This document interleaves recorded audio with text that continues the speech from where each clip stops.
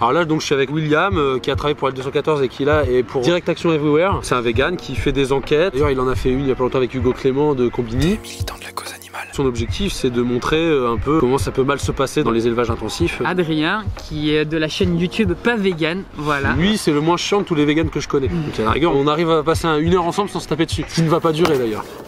Vas-y, tu veux repartir, on était là. Alors, est-ce que tu es pour tout type d'agriculture ou pour l'élevage intensif ou l'élevage en plein air? Alors c'est marrant que tu poses cette question parce que justement il y a pas longtemps j'étais avec des agriculteurs éleveurs qui viennent de différentes formes d'agriculture et eux ils veulent défendre tous les paysans. Toute l'agriculture, quelles que soient ses formes, on a déjà perdu trop de paysans. Mais ça veut pas dire qu'ils se remettent pas en question. Et on doit faire ce que les consommateurs nous demandent à un prix rémunérateur pour nous agriculteurs. Donc on est d'accord que les élevages intensifs, tu as dû en voir des vidéos d'élevage intensif, ça pollue et que c'est pas très bon pour les animaux, pour la qualité de la viande aussi, pour les consommateurs. Moi je suis complètement d'accord que effectivement l'élevage industriel n'est pas la meilleure alternative pour nourrir la population, mais ce que je pense quand même qu'il faut prendre en considération, c'est que quand on a des grandes concentrations de population, je sais pas, on va prendre même une petite ville de 50 000 habitants, et parmi ces 50 000 personnes, il n'y a pas une seule personne qui produit sa nourriture, bah qu'est-ce qui se passe autour de cette ville de 50 000 habitants? Bah il faut de l'agriculture intense, enfin, il en faut, je dis pas que... Moi je préférais qu'il n'y en ait pas. Ça a été le résultat on va dire. À cause des concentrations de population. Donc non je ne suis pas pour, mais en même temps, vu où on en est actuellement, c'est pas aussi simple de s'en débarrasser. On nous a poussé dans ces systèmes ultra productifs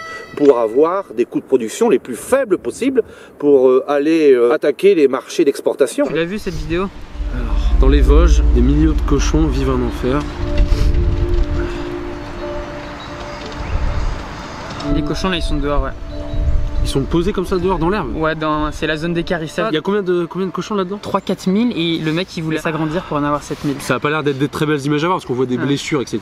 Mais moi je trouve que, je sais pas, il y a des plans où en fait tu peux pas vraiment te faire ton opinion en fait. C'est un peu trop sentimentaliste. C'est ce qu'ils ont comme espace selon la réglementation les cochons dans un élevage intensif comme ça sur Caillebotis. Ils ont 0,4 mètres carrés chacun. C'est même pas un appart à Paris quoi. Là. Ils sont 9 dans un box qui fait 2-3 mètres par 2-3 mètres ouais. Maxi tu vois. Donc il y a un box ils en mettent 9 cochons, des gros cochons comme ça. Tu vois là on voit un peu la taille du truc. Ouais. Regarde, t'as un mur.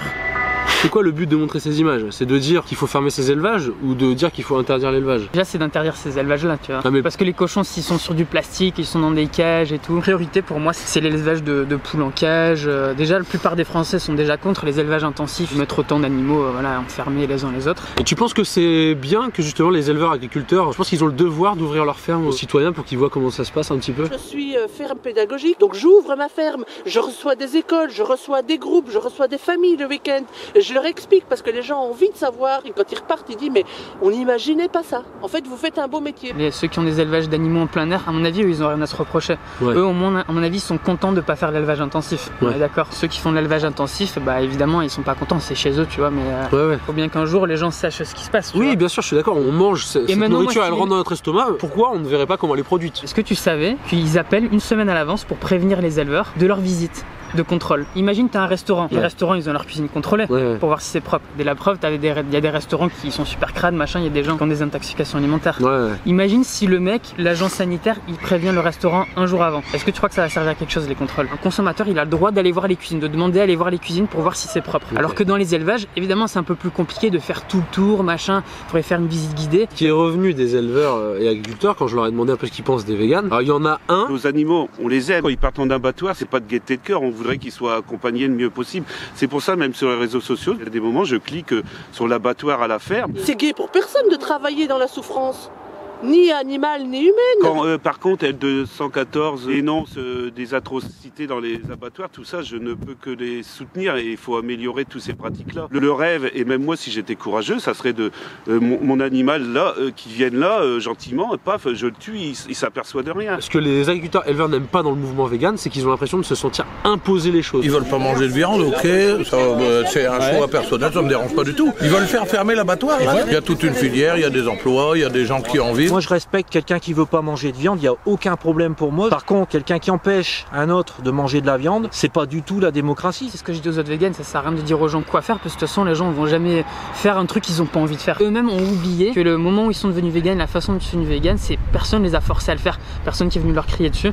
Et il faut reconnaître qu'il y a des gens qui n'ont pas eu le même parcours. Si j'ai ouvert cette chaîne Pas Vegan, le but c'était pas de complètement m'opposer au véganisme, c'était de dire aux véganes, je sais que vous existez, mais j'ai mon opinion et je ne pense pas que je deviendrai vegan. Alors qu'est-ce qu'on fait avec ces gens gens-là comme moi. Il y a des gens qui vont être plus ou moins faciles à convertir au véganisme, on va dire. Ouais. Ça sert à rien de, on va dire, perdre son temps à s'énerver. Tu vois, il faut pas s'énerver à discuter avec des gens qui vont être difficiles à convertir. J'ai fait une vidéo où à la fin j'ai été un peu fort avec JM, j'ai cassé une citrouille en disant que c'était sa tête. C'est lui qui a commencé. Hein. C'est lui qui a commencé. Donc t'es vegan, tu reconnais que la vidéo a été publiée avant, la vidéo avec l'appel. Voilà. Et qu'est-ce que t'en penses du discours de JM? Mais je dis que JM devrait venir et je pense qu'ils devraient se rencontrer et sans pelle évidemment, ce serait trop dangereux sans pelle et sans citrouille. Je dis s'il veut il peut prendre sa pelle, mais non je rigole. Non, à main nue, je propose voilà un combat de lutte à main nue, que JM aille jusqu'au bout de ses propos. Lui c'est un mec qui fait du jiu-jitsu et pas mal de sports de combat, donc là on va aller entre guillemets sur le ring parce qu'en fait le ring c'est de l'herbe et il va peut-être me défoncer. Peut-être je vais te défoncer, on sait pas encore. On sait pas encore. S'il me défonce, ça fera plaisir à tous les véganes, et si je te défonce, ça fera plaisir à tous les pas véganes. Voilà. Et derrière, il a fait une vidéo, il a dit oui, Adrien, pas vegan, il m'a menacé vraiment. Alors que je lui avais envoyé un message en privé. Où je lui avais dit que jamais je frapperais quelqu'un pour une histoire de vidéo quoi. On va faire la bagarre. La bagarre. Ceci est un match amical, un vegan contre un pas vegan, que le meilleur gagne. Voilà, exactement. Sportivement.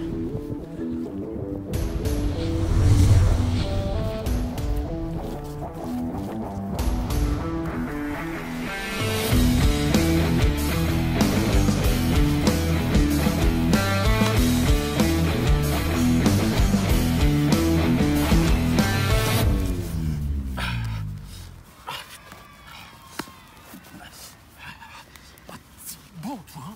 Ah t'es bon toi, je te dis, ah t'es bon enfoiré.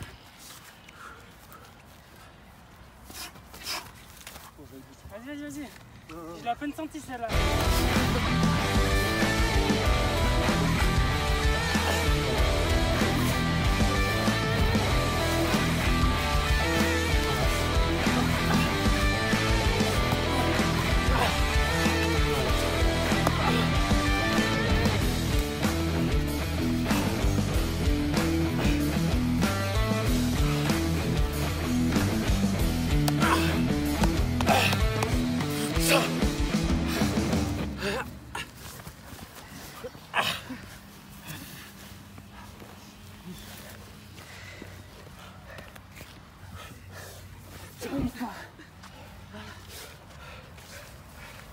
Allez, il reste 30 secondes.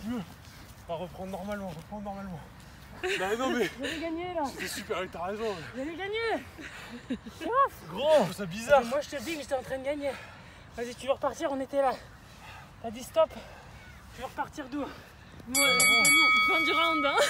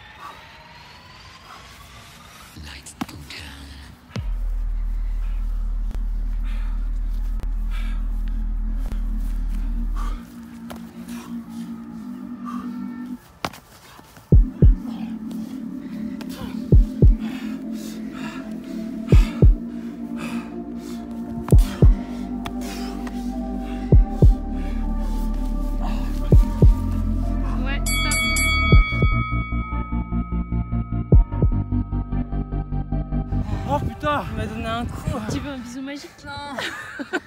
C'est beau. Il a réussi à bloquer tous les trucs parce que t'as vu les vidéos. Je savais que si tu arrives à me bloquer, les chances se divisaient par 10. Ouais, c'était impossible de le mettre à terre. Par contre, j'ai pas vous mentir. Là, j'ai la tête qui tourne, ça faisait longtemps que j'étais pas aussi intense. Ça fait du bien d'allier un peu de pratique avec la théorie. S'il vous plaît, ne vous enflammez pas trop. C'était pas un combat officiel. On n'avait pas de protège-dents, lui il avait pas de gants. Mais ça ne nous a pas empêché de passer un bon moment, de partager nos idées et ensuite de se challenger. Et s'il y a d'autres amateurs, parce qu'on n'est pas des professionnels, qui veulent se proposer, moi y a pas de problème. Vegan, pas vegan, on peut aussi faire un peu de sport sur la chaîne. La bagarre. Je remercie aussi les éleveurs et agriculteurs de la coordination rurale des Hauts-de-France qui ont joué le jeu jusqu'au bout en répondant à toutes mes questions. C'est cool de voir qu'on arrive à créer des ponts entre un peu tout le monde. Vegan, pas vegan, paysan et urbain. Mais c'est que le début. Le début. Dans la prochaine vidéo, on parlera de la végéphobie, la peur des végans, ou la haine. Parce qu'apparemment, il y a des gens qui détestent les véganes. Et je serai peut-être le fief de tout ça. J'essaierai aussi de vous présenter un petit sommaire du livre que je suis en train de préparer. Et surtout, après de multiples demandes, j'ai de nombreux modèles de t-shirts à vous présenter. Mais avant de les lancer, j'aimerais savoir ceux qui vous plaisent le plus. Alors n'hésitez pas à répondre à mon petit sondage dans la description. Merci, merci. Bisous, bisous. Bon, quand est-ce qu'on se fait un steak tous ensemble? Parce que qu'est-ce qu'on parle de bouffe, mais on n'en mange pas beaucoup. Ciao, ciao.